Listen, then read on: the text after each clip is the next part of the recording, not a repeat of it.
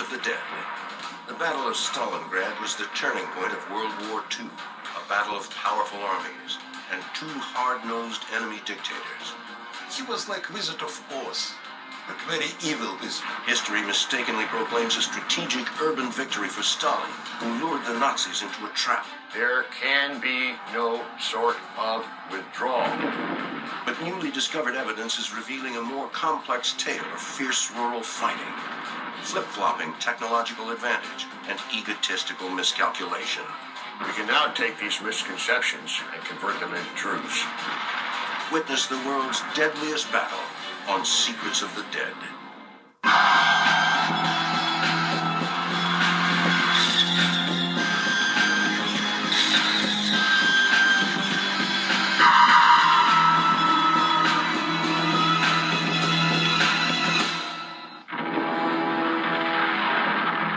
The Battle of Stalingrad is known as one of the pivotal actions of World War II.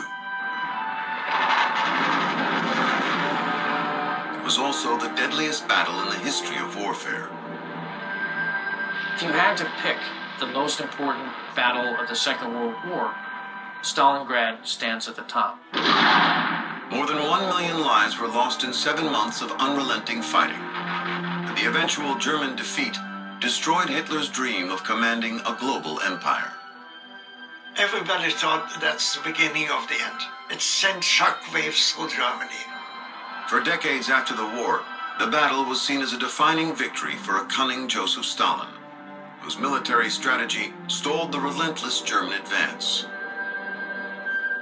But now, newly released archives from behind the Iron Curtain are allowing a more detailed analysis of the fighting and revealing a very different picture of the battle that changed the course of history.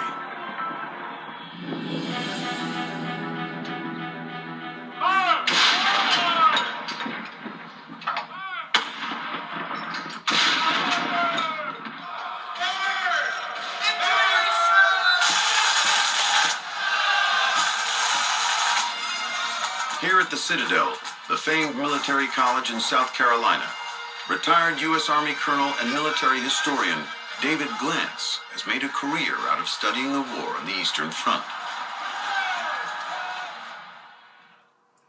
Glantz has written more than 100 books on the Soviet Army and the Soviet-German War.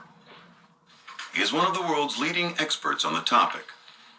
But recently, he has been forced to rethink his understanding of Stalin's most famous victory. All the questions I had were now answered.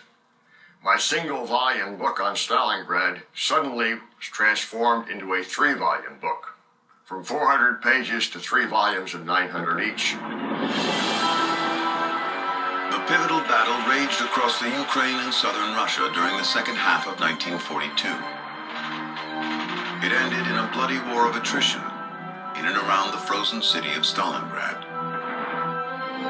When the last Axis forces surrendered on February 2nd, 1943, the story of the fighting was cast in Stalin's favor. For years, history held that the Soviet dictator had drawn Hitler into a trap, that the Red Army victory over powerful Nazi forces was a masterstroke of Stalin's ingenuity. But this is history told by the victors, and the truth is far more complex. The Battle of Stalingrad was a titanic clash between two of the world's most infamous dictators, Joseph Stalin and Adolf Hitler. Hitler believed that the communist regime had been created by a Jewish conspiracy, since many prominent founders of the communist movement, including Leon Trotsky, were Jewish. The Führer wanted the country destroyed at all costs.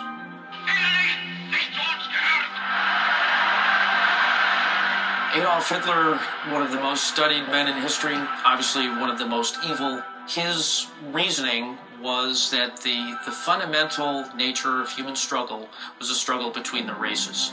And in line with this, the Soviet Union represented the combined evils, in his words, of Bolshevism and Judaism, and was the greatest threat to the Aryan race.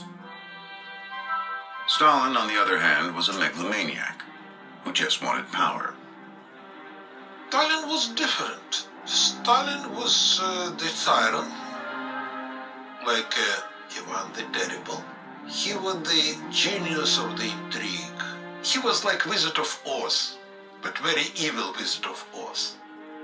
Sergei Khrushchev's father, Nikita, knew Stalin well. Nikita would one day become leader of the Soviet Union himself, but during World War II, he served as Stalin's political officer and was a member of Stalin's military council. He was a first-hand witness to the dictator's decisions.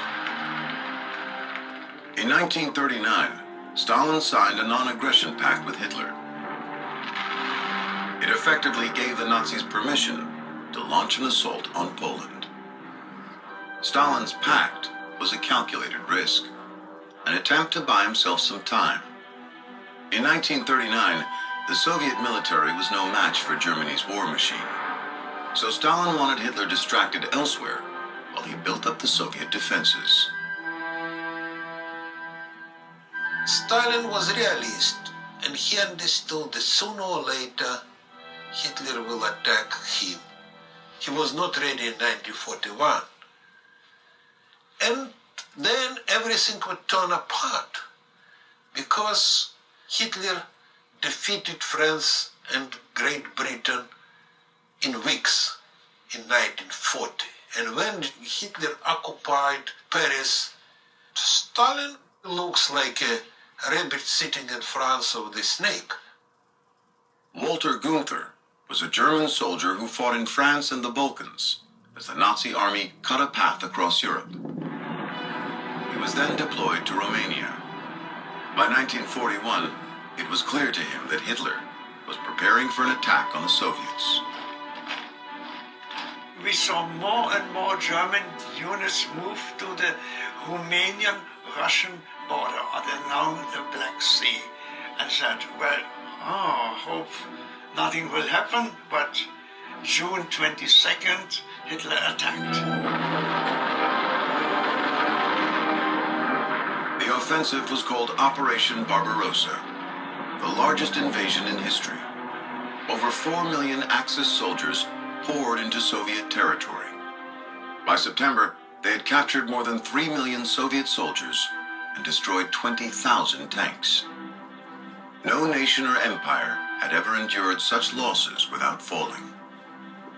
10 weeks into the operation, Nazi forces had occupied the majority of Eastern Europe, including the Ukraine, the most industrialized area of the Soviet Union. The next target, Moscow. But autumn rains brought paralyzing mud, and the Germans were forced to wait for the November freeze before beginning their assault. The delay gave the Red Army time to call in thousands of Siberian troops and launch a counterattack as the Germans pressed towards the capital. Hitler hoped to deliver a quick knockout blow, but the Soviets dug in. It was soon clear this would be no easy fight. By late winter, the weather had turned bitterly cold, and the Germans were exhausted. Operation Barbarossa stalled, then faltered, as the Nazis failed to capture Moscow. But Hitler was not deterred. Believing the Red Army was on the brink of collapse and would never survive another offensive, he began preparations for a new large-scale campaign. He called it Operation Blue. He was bound and determined to launch a new campaign in 42 to finish the job of defeating the Red Army and destroying the Soviet Union. Unlike 41, in 42, he chose to deliver his attack in southern Russia, a narrower sector, believing that with the power he had at his disposal, he could actually accomplish his objectives. Case Blau, Operation Blue, the German offensive to be launched in the summer of 1942, was really Hitler's plan to not just regain the initiative, but to remove the Soviet Union from the war. Operation Blue was intended to encircle and destroy the entire Red Army in southern Russia. That task fell upon German Army Group South. Hitler divided south into two armies. Army Group A was ordered to seize the Caucasus oil fields, after Army Group B moved eastward to secure the Volga River. The drive to the Volga would be led by the German 6th Army, which Hitler had declared could storm the heavens. The success of Operation Blue would ultimately depend on one man, General Friedrich Paulus. General Paulus had commanded 6th Army since the beginning of 1942. Paulus's strength was his calmness as a commander. The man was an excellent planner. He had planned many of the previous German operations. He had absolute faith in Adolf Hitler. In fact, he was a stern believer in authoritarian rule, and this is one of the things that led to his demise. The build-up to Operation Blue was massive. In the spring of 1942, 68 divisions, 3,000 tanks, and the largest air force of its day began assembling in southern Ukraine. One of the men who deployed outside the city of Kharkov was 6th Army Lieutenant Viggen Vuster. He had fought on the Western Front and was confident that the Nazis would be victorious. As we had unloaded and marched into the city, the German soldiers said, "Don't be so proud, don't boast so much. Within a few days, you will be much quieter." Vuster's fellow soldiers were right. The Eastern Front would not fall as easily as the West. Stalin had recognized the buildup and realized that Hitler was aiming to take the Soviets out of the war with one decisive action. He ordered a preemptive attack to knock the Germans off balance.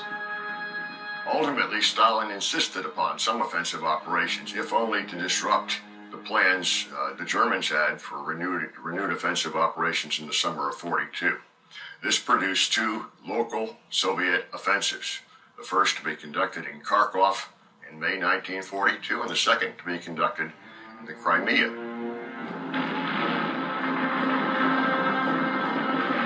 The Kharkov offensive was a full-scale attempt to decimate Hitler's forces. For 2 days, the Red Army drove decisively west into German-controlled territory. It seemed that the Soviet strike was working. But then, the tide turned. Lieutenant Vuster remembers watching the Red Army advance. The Russians broke through near Kharkov. We were thrown into battles as we had unloaded at the station. And there I shot down several Russian tanks with my 10th battery. Vuster wasn't the only one shooting down Russian tanks. Germany's superior firepower took its toll.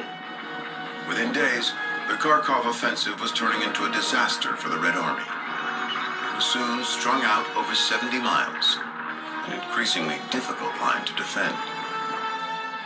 To make matters worse, the Soviets saw German tank divisions amassing on both flanks, threatening to encircle their offensive.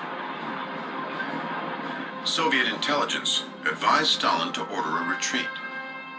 But for Stalin, retreat was not an option.